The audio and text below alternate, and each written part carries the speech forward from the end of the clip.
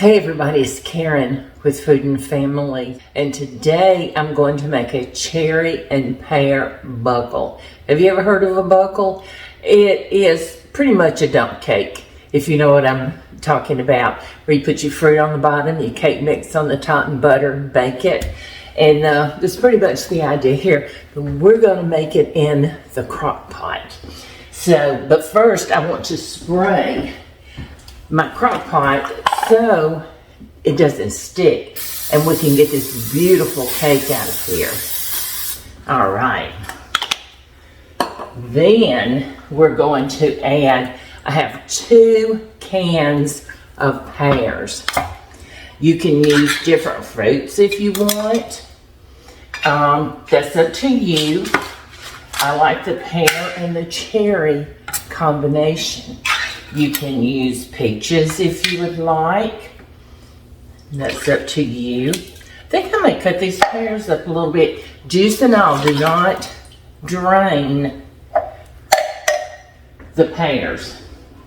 So, but yeah, I want to cut them up. So let me cut these pears up just a little bit, and I'll be right back with you, okay? And I'm going to show you how big I cut them. I'm on the last pear, and see they're halves.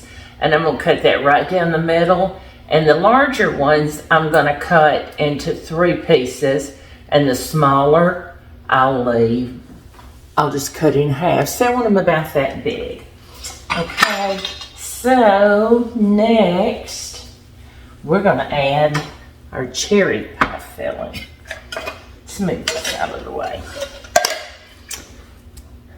Again, you're not draining the pears. You need that juice in there. And we're going to add our cherries. Oh, this cherry pie filling looks so good. Do you like cherries? I do. I love. Tell me, if you were making this, what fruit would you use? Would you do it like this? Would you use something different? Now, I'm going to take a little spatula and I'm going to stir that around just a little bit. And now I'm going to add some almond extract. Cherries and almond go so well together. I want about a teaspoon is all I want in here. And you know your count is a teaspoon. So just put that in there. Stir it around. Now, here's where we're going. Oh, that almond it just hit my nose. Oh my gosh. Now, we're done stirring. I have a yellow cake mix, just a plain yellow cake mix, and I'm going to sprinkle it on top. See, I told you, it's a lot like a dump cake. You're not going to stir it in. You're just going to sprinkle it on top and just let it sit there. Oh, and that cake mix. Ooh, all these smells. How can it not be good? Okay, see? I think you could see down in there. Look at this. I just laid it right on top. Now, y'all know, there's always butter. But the butter is going to make that crust. Okay? But before I add the butter, I'm going to sprinkle on 1 package. It's instant maple and brown sugar oatmeal. Sprinkle that on top. When that maple and that brown sugar smell. Ooh, my goodness. Okay, now let's dot our butter on top of this. Just put it everywhere. You know how you do when you do a dump cake and it just sits there and it moistens that cake mix, makes it all come together. And I'm using 1 stick. If you see you need more, by all means use more. And if I think I need more than 1 stick to cover this, I've got more butter here. You know I'm not going to be without butter. But I think my 1 stick is gonna do it for me. All right. I'll hold it and let you see. Can you see down in there? You can see in there, can't you? Now, I have a 2-ounce bag of sliced almonds. And I'm going to sprinkle these on top. If you can't have nuts, just leave the almonds off. And it's that simple. Looky there. And that's all there is to it. And all we have to do now is you need several paper towels. And I'm just going to get off a big roll of them. So what needs to happen is, because when you turn on this crock pot, moisture's going to develop. You know how it does. And you don't want that getting down in there. So you want it to stay, it'll crisp up on top. So you want to put your napkins on top, put your lid on, and those napkins, paper towels, are going to absorb any moisture. Now we're going to put this on low. I'm going to cook it on low today, and I'm going to cook it somewhere between 4 and 6 hours on low. And I'm thinking I'm probably going to go closer to the 6 hours, but I'm going to come back and check it between 4 and 5. Don't open this before, I would say, 3 to 4 hours. Give it closer to 4 hours before you open it, okay? Because if we come in and we're looking at it and we're opening and closing it, we're losing all that heat that's being built up, and it's just going to take that much longer to cook.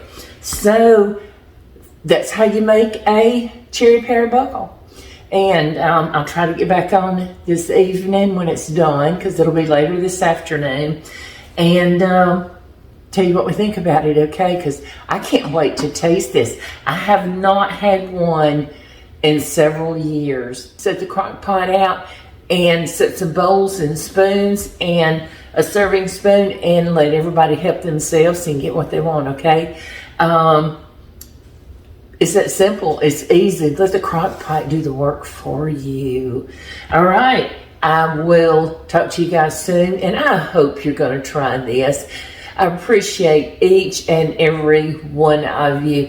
But if I don't get back on to show you when this is finished, I'm definitely going to give you pictures of it, okay?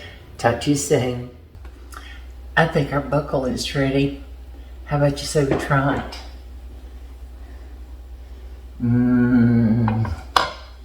Yeah.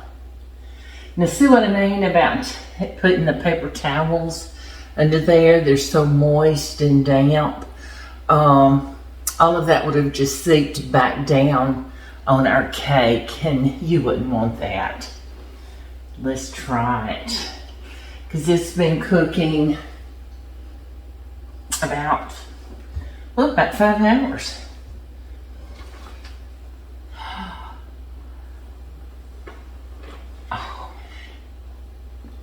There.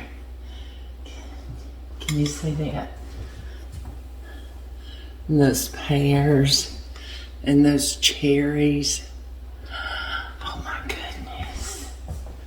Let's get a little bit of that juice.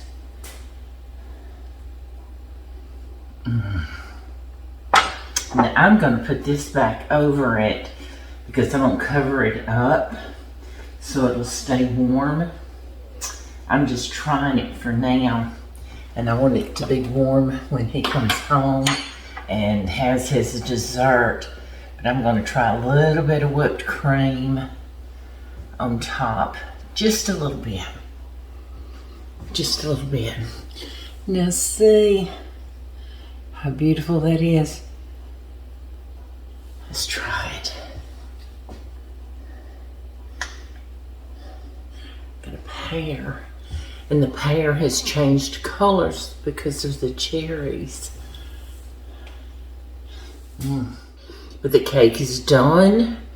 It has absorbed the flavors of the cherries and the pear, and all that butter has seeped down in there. And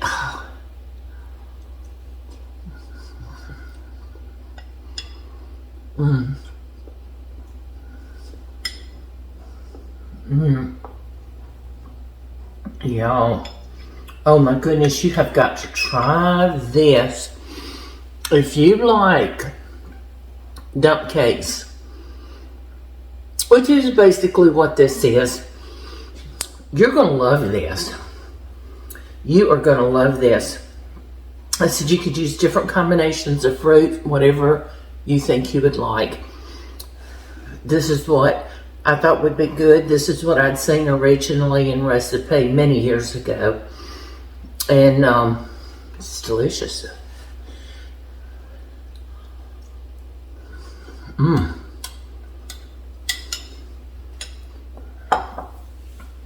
I'm going to go enjoy that little bite of sweetness. So you guys, please join me again. And I certainly appreciate each and every one of you. And I'll talk to you soon, okay? Bye.